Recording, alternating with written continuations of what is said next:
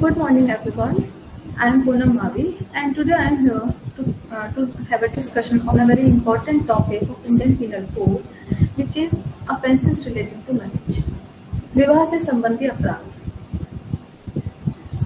As we all know, in India, marriage is considered to be a sacrament.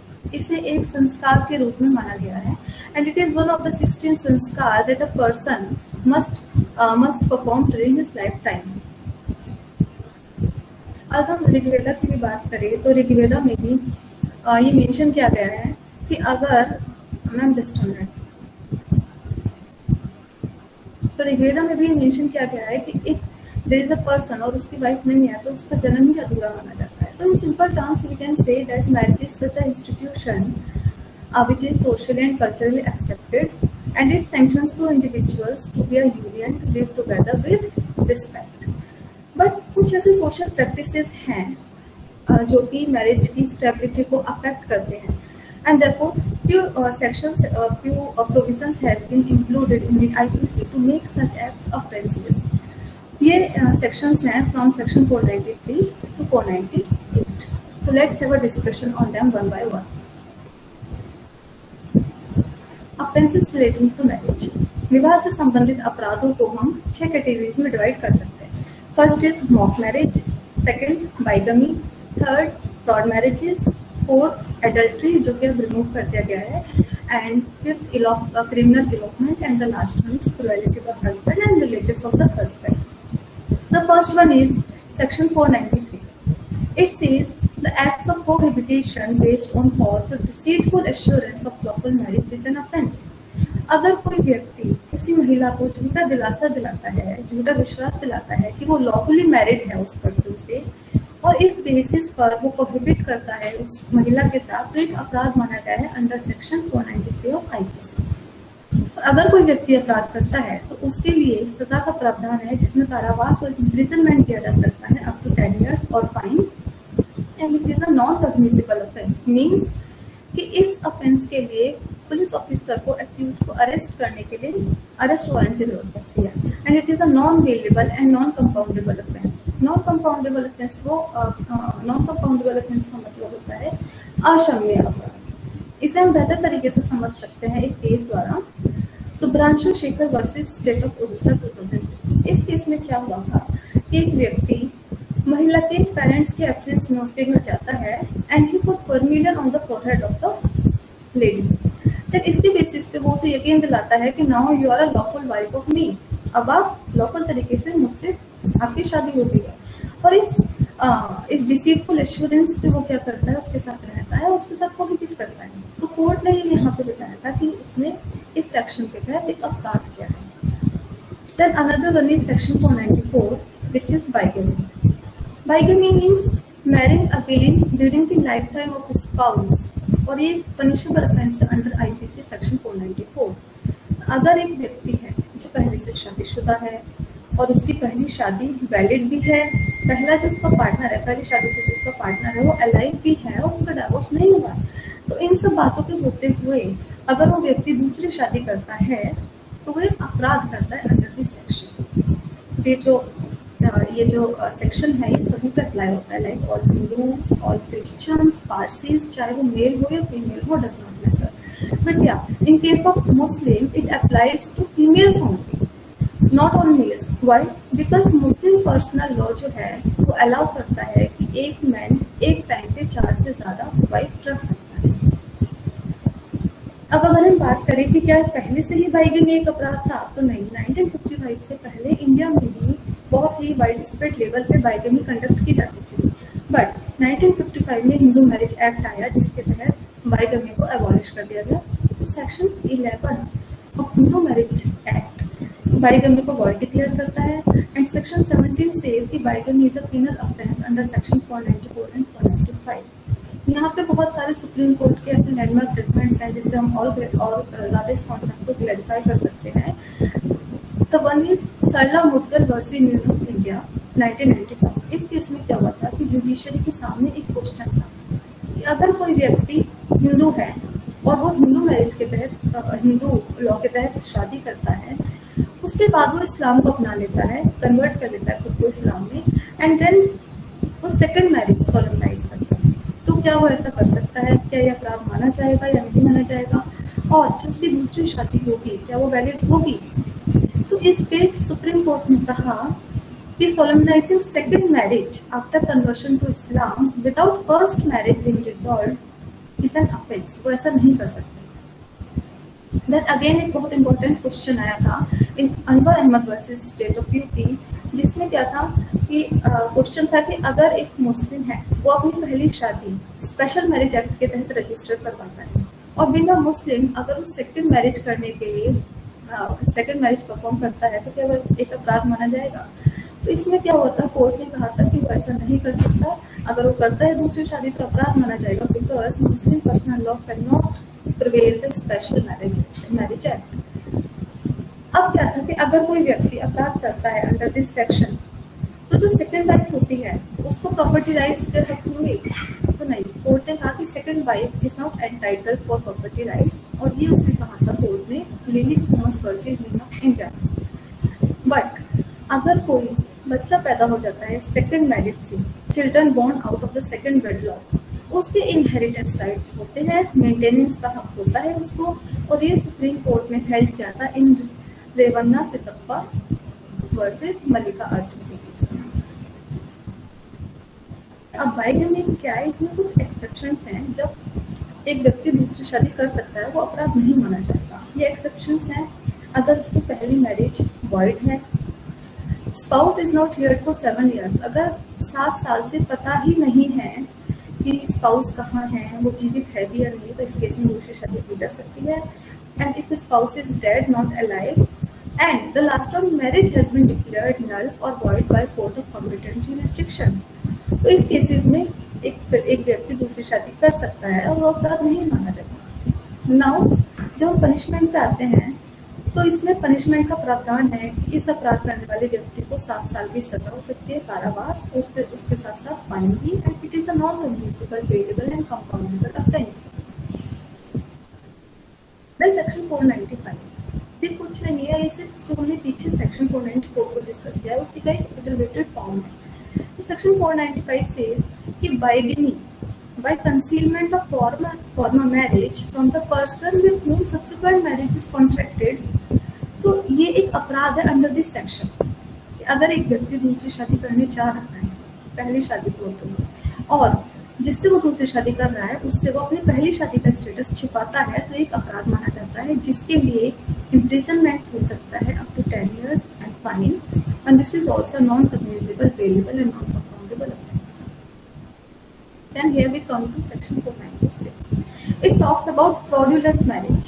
Now जब हम fraudulent marriage की बात करते हैं तो इसमें मेंस्ट्रिया बहुत इंपॉर्टेंट रोल प्ले करती है कि अगर एक व्यक्ति किसी से शादी कर रहा है डिसऑनेस्टली, एक फ्रॉडुलेंट इंटेंशन मन में रखते हुए वो किसी से शादी करता है और शादी करते टाइम उसे पता है, उसे नॉलेज है कि he is not thereby lawfully married to that person, तो वो अपराध करता है अंडर दिस सेक्शन, जिसके लिए उसे 7 साल की कारावास किया जा सकता है and fine, and this is also non communicable, bailable, non compoundable offence.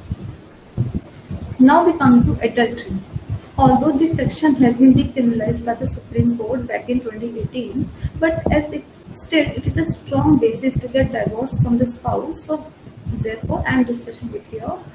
Adultery का क्या था कि ये किस तरीके से डिफाइन करता है इस सेक्शन एडल्ट्री को, कि अगर कोई पर्सन सेक्सुअल इंटरकोर्स करता है किसी और की वाइफ के साथ हस्बैंड की परमिशन या कंसेंट के बिना, तो वो अपराध करता है।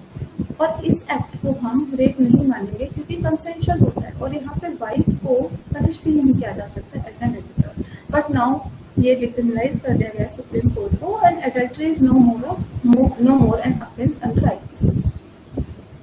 Then the next one is section 498. It says the act of enticing, taking away or detaining another man's woman or wife with criminal intent is an offense under the IPC. होता है कि अगर कोई व्यक्ति किसी लेडी को जो कि किसी और की वाइफ है उसे इस तरीके से डिटेन करता है, उसकी जो मंशा है उसके पीछे की, वो मंशा है to have illicit intercourse with her, और वो इस तरीके से उसको लगता है कि उसके हस्बैंड का कंट्रोल उसके ऊपर नहीं रह जाता है, तो वो एक ऑफेंस करता है अंडर दिस सेक्शन। नाउ इस अपराध के लिए सजा का प्रावधान है 2 साल और fine. Then the next and last one is section 498A। पहले इस तरीके का कोई भी सेक्शन नहीं था, ये ऐड किया गया था by criminal amendment act of 1983। This section says कि अगर कोई हस्बैंड या फिर हस्बैंड का रिलेटिव क्रुएलिटी करता है ऑन अ वुमन तो वो अपराध माना जाएगा। ऑल्दो अगर हम क्रुएलिटी की बात करें टर्म की, तो ये एक सब्जेक्टिव टर्म है एंड कहीं भी in any Indian legislation cruelty has not been specifically defined but still with the existing laws हम एक इन्फर कर सकते हैं कि क्रुएलिटी का मतलब क्या हो सकता है। क्रुएलिटी का मतलब हो सकता है किसी भी तरीके का physical, emotional and sexual abuse. अब सेक्शन 498 किस तरीके से डिफाइन करता है? एनी विलफुल कंडक्ट, कोई भी व्यक्ति अगर इस तरीके का कार्य करता है जानबूझकर जिससे कि वमन मजबूर हो जाती है सुसाइड करने के लिए, या फिर वमन को सीवियर इंजरीज होती हैं, चाहे मेंटल इंजरी हो, फिजिकल इंजरी हो, एंड सेकेंड अगर उसको हैरास किया जाता है फॉर डाउरी तो एक क्रुएलिटी माना जाता है और इसके लिए 3 साल का कारावास भी है, इम्प्रिजनमेंट है, उसके साथ साथ फाइन। अच्छा, इस केस में क्या है, इसको कॉग्निजेबल ऑफेंस मान सकते हैं और ये केस टू केस डिपेंड करता है। यहाँ पे मैं कुछ केस लॉ डिसाइड करना चाहूंगी। The one is Indraraj versus Sunita. इसमें क्या हुआ था कि हस्बैंड ने अपनी वाइफ को उसके बेटे से अलग कर दिया था और एक मेंटल हरासमेंट ट्रीट किया गया था by the court. In another case Madhuri Mukund versus MM Chitnis. इसमें क्या होता है, चिटनीस जो कि माधुरी का हस्बैंड था, उसने अननेसेसरी फॉल्स एक्विजिशंस कर दिए थे ऑन द वाइफ। ये भी कोर्ट द्वारा एक मेंटल हरासमेंट और हरासमेंट माना गया था। अब मैरिटल रेप। मैरिटल रेप जो है ये इम्पोर्टेंट एस्पेक्ट है जो कहीं ना कहीं कंट्रोवर्सी में चलता ही रहता है। तो मैरिटल रेप जो है ये क्या होता है और भारतीय कानून इस बारे में क्या कहता है ये डिस्कस करते हैं। सेक्शन 375 ऑफ आईपीसी ये रेप को डिफाइन करता है। अकॉर्डिंग टू 375 अगर कोई व्यक्ति किसी महिला के साथ कुछ परिस्थितियों में शारीरिक संबंध बनाता है तो उसे रेप कंसिडर किया जाता है। वो परिस्थितियां क्या होती हैं, अगर वो बिना उस महिला के बिना कंसेंट के करे, अगर विदाउट प्री कंसेंट करे। प्री कंसेंट क्या होती है, ऐसी कंसेंट जो रिसीव की गई हो बिना प्रेशर के साथ की गई हो या फिर कोई फियर करके करी गई हो, तो ऐसा होता है। और या फिर उसके बिल के अगेंस्ट की गई हो। अनदर अगर किसी महिला की कंसेंट के साथ भी की गई हो तो विदाउट, चाहे बिना कंसेंट के बिना की गई हो या कंसेंट के साथ की गई हो, लेकिन अगर उसकी उम्र 16 साल से कम है तो भी वो अपराध माना जाएगा। और with any woman who is intoxicated और ऑफ अनसाउंड माइंड। सपोज कोई वुमन इंटॉक्सिकेटेड है, इस हालत में नहीं है कि वो कंसेंट दे सके और उसके बाद के नतीजों को भी समझ सके, और अनसाउंड माइंड की है, तो भी अगर ऐसी महिला के साथ कोई व्यक्ति शारीरिक संबंध बनाता है तो अपराध माना जाता है। नाउ ये जो सेक्शन 375 है इसके कुछ एक्सेप्शंस है। एक एक्सेप्शन है कि अगर कोई व्यक्ति अपनी पत्नी के साथ शारीरिक संबंध बनाता है, सेक्सुअल इंटरकोर्स करता है और उसको अपनी पत्नी की मर्जी के बिना, कंसेंट के बिना, और जो वाइफ है उसकी एज 15 साल से ज्यादा है, तो ये अपराध नहीं माना जाएगा। और ये बहुत ही इस पे हीटेड डिबेट होती रही है फ्रॉम टाइम टू टाइम। इसी देन क्या हुआ था कि क्रिमिनल अमेंडमेंट एक्ट 2013 के तहत स्टैट्यूटरी एज जो थी कंसेंट की वो 15 से 18 कर दी। अगर हम देखेंगे कि इस तरीके का एक्सेप्शंस है ही क्यों, तो हम थोड़ा हिस्टोरिकल पॉइंट ऑफ व्यू से इसको मैं क्लैरिफाई करना चाहूंगी कि हुआ क्या था। जब ये आईपीसी का कानून लाया गया था उस टाइम पे यहाँ पे ब्रिटिशर्स, और ब्रिटेन में उस टाइम पे क्या था कि after marriage husband and wife को एक सिंगल एंटिटी माना जाता था, और जो वाइफ का लीगल स्टेटस है, सेपरेट लीगल एग्जिस्टेंस है with regard to right, property rights and other certain rights, वो एग्जिस्ट ही नहीं करता था। तो उस समय पे यहाँ पे भी इस तरीके का कानून ला दिया गया। और अगर हम आज की भी बात करें तो आज भी जब एक महिला कंसेंट देती है किसी व्यक्ति के साथ शादी के लिए, तो एक तरीके से इम्प्लाइड कंसेंट मान लिया जाता है कि वो महिला उस पर्सन के साथ सेक्सुअल इंटरकोर्स की कंसेंट दे रही है। एंड इंडियन सिस्टम में ये एक ड्यूटी भी माना गया है एक वाइफ की to fulfil all the wishes of a husband. इस वजह से मैरिटल रेप को अगर मैं ये देखूंगी, अगर मैं ये बताऊं कि भाई मैरिटल रेप अभी ऑफेंस है या नहीं है, तो बहुत अपसेटिंग है। But yes, marital rape is not an offence under Indian legal system. और इस तरीके के एक्ट्स बहुत सारे ऐसे कॉन्स्टिट्यूशनल प्रोविजंस हैं जिसे वायलेट करते हैं। जैसे one of them is article 14। Article 14 क्या बात करता है? राइट टू इक्वालिटी की बात करता है। तो मैरिटल रेप जैसे जो प्रैक्टिसेस होती है, इसमें क्या होता है कि वमन के दो क्लासेस को क्रिएट करते हैं कि अगर वमन मैरिड है, उसकी उम्र 15 साल से ज्यादा है, तो उसके बिना कंसेंट के अगर कोई शारीरिक संबंध उसका हस्बैंड अगर शारीरिक संबंध बनाता है तो रेप नहीं कंसिडर किया जाएगा। और वहीं अगर कोई लड़की अनमैरिड है या फिर मैरिड है बट उसकी एज 15 ईयर्स से कम है तो वो रेप माना जाएगा। अब जब भी विद टाइम ये डिमांड की गई है कि मैरिटल रेप को क्रिमिनलाइज किया जाए इन इंडिया, तो इसमें अगर हम देखेंगे तो जस्टिस वर्मा कमेटी का कि उसने बहुत ही ठोस तरीके से इस चीज पे रिपोर्ट की। जस्टिस वर्मा कमेटी जो थी ये निर्भया केस के बाद आई थी, जो दिल्ली गैंग रेप केस था उसके बाद आई थी, to strengthen sexual assault laws. और उसने रिपोर्ट में कहा था कि विक्टिम एंड एक्यूज्ड के बीच जो रिलेशन होता है वो इमटेरियल है, उससे कोई फर्क नहीं पड़ता है, बल्कि फोकस किस चीज को होना चाहिए कि कंसेंट था या नहीं। ऐसे ही 2017 में कुट्टास्वामी केस आया था जिसमें सुप्रीम कोर्ट ने रिकॉग्नाइज किया था कि एवरी सिटीजन ऑफ इंडिया, हर नागरिक को भारत के राइट टू प्राइवेसी का अधिकार है, जो कि फंडामेंटल राइट है। और right to privacy includes decision in respect to intimate relations as well. Again and again through various judgments like State of Maharashtra versus Madhukar Narayan, इसमें सुप्रीम कोर्ट ने क्या कहा था कि every woman is entitled to her sexual privacy, और किसी भी person को इस प्राइवेसी को वायलेट करने का अधिकार नहीं है। देन सुचिता श्रीवास्तव केस में सुप्रीम कोर्ट ने right to make reproductive choice को इक्वेट कर दिया था with personal liberty under section 21 of the constitution. और इसमें कहा गया कोर्ट द्वारा कि वुमन की प्राइवेसी, उसकी डिग्निटी, उसकी right to choose, right to make decision about the intimate relations, इन सबका रिस्पेक्ट किया जाना चाहिए। अभी तक हमने जितने भी ऑफेंसेस, जितने भी aspects related to marriage discuss किए हैं, अब इस पे जुडिशरी एंड पार्लियामेंट्री का क्या कहते हैं। तो from time to time through various judgement judiciary ने ट्राई किया हमेशा से to strengthen the scope of these laws. In Kashuri versus Ramaswamy में क्या कहा गया था कि the proof of sexual intercourse must be inferred from the facts and circumstances itself, क्योंकि direct evidence prove करना बहुत मुश्किल हो जाता है।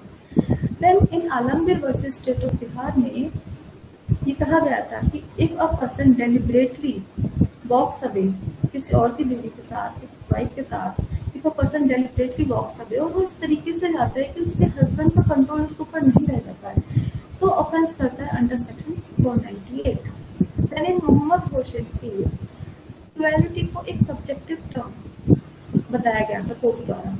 और जो टॉर्चर होता है वुमन के ऊपर, तो woman to woman, person to person depend करता है इम्पैक्ट ऑफ दैट टॉर्चर, क्योंकि there are so many other factors as well जो कि इंपॉर्टेंट रोल प्ले करते हैं, like sensitivity, socio-economic background, educational level and level of courage etc.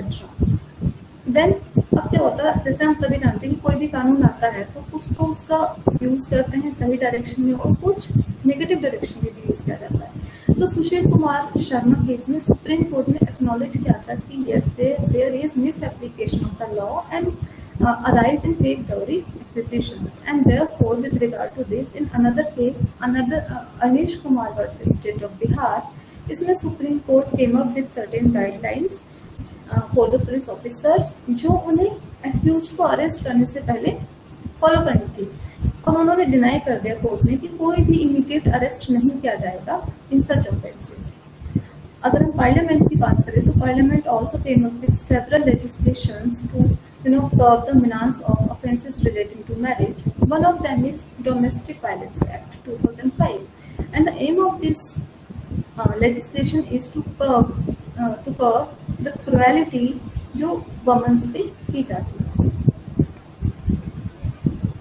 अब अगर हम डेटा देखें related to cruelty or violence against a woman, according to National Crime Record Bureau 2019, हमारे देश में 70% महिलाओं को डोमेस्टिक वायलेंस का सामना करना पड़ता है किसी ना किसी फॉर्म में।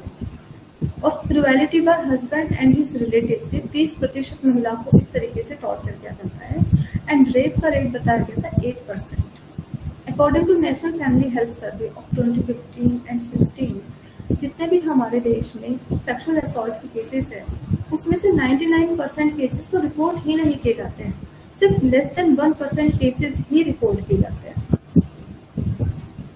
Here I am sharing a data जो कि नेशनल फैमिली हेल्थ सर्वे का है। इसके अकॉर्डिंग अगर हम कंबाइंडली देखें ऑल टाइप्स ऑफ वायलेंस को जो कि वुमेन्स को फेस करने पड़ते हैं तो 76% वुमेन किसी को बताते ही नहीं है कि वो टॉर्चर हो रही है और सिर्फ 14% वुमेन ही प्रॉपर अथॉरिटीज को अप्रोच करती हैं to get help. Now here I would like to conclude my presentation कि इतने सारे लॉज होने के बावजूद हमारे देश में even the fundamental law of India which is the constitution इसमें भी कुछ ऐसे प्रोविजंस हैं लाइक आर्टिकल 51A विच सेज कि हमें ऐसी प्रैक्टिसेस को त्याग देना चाहिए जो कि डेरोगेटरी हैं for the women's dignity and article 21 it which says कि सभी को ये अधिकार है कि वो एक जिंदगी जी सके, एक डिग्निफाइड जिंदगी जी सके। तो इतने सारे कानून होने के बावजूद भी हम देख रहे हैं क्राइम रेट है रिलेटेड टू मैरिज ये बढ़ता ही जा रहा है। रीजंस बहुत सारे हो सकते हैं जैसे कि the nature of these offences are multifaceted, multidimensional, therefore इनको टैकल करना बड़ा मुश्किल हो जाता है। And confusing wordings of legislations, इस तरीके से लेजिस्लेशंस लिखे जाते हैं कि वो आम जनता की समझ के परे होते हैं। पब्लिक इग्नोरेंस है अबाउट द लॉज, आम जनता में लैक ऑफ अवेयरनेस है and most important procedural obstacles are there. Court procedures बहुत ही कॉम्प्लिकेटेड होते हैं जो नॉर्मली लोगों को समझ नहीं आते हैं। तो what is the need of the hour? Need of the hour is कि इस तरीके के नए लेजिस्लेशंस लेके आए जाए जहाँ पर जैसे हमने पीछे मैरिटल रेप डिस्कस किया था तो इस तरीके के एक्ट्स जो कि किसी भी कानून में डील नहीं किए गए हैं उनसे डील की जा सके, जो एग्जिस्टिंग लॉज हैं उनको अपडेट किया जा सके and from time to time according to need of the society इनमें अमेंडमेंट लाया जा सके। And most important and the last one कि कोर्ट प्रोसीजर को थोड़ा सा फैमिलियर बनाना चाहिए with the people and the attitude of the police also इस तरीके का होना चाहिए कि लोगों को हेजिटेशन ना हो, पुलिस अथॉरिटीज को अप्रोच करते हैं, कोर्ट्स को अप्रोच करते हुए। So that's all for the today's presentation and thank you very much for listening to me patiently and attentively.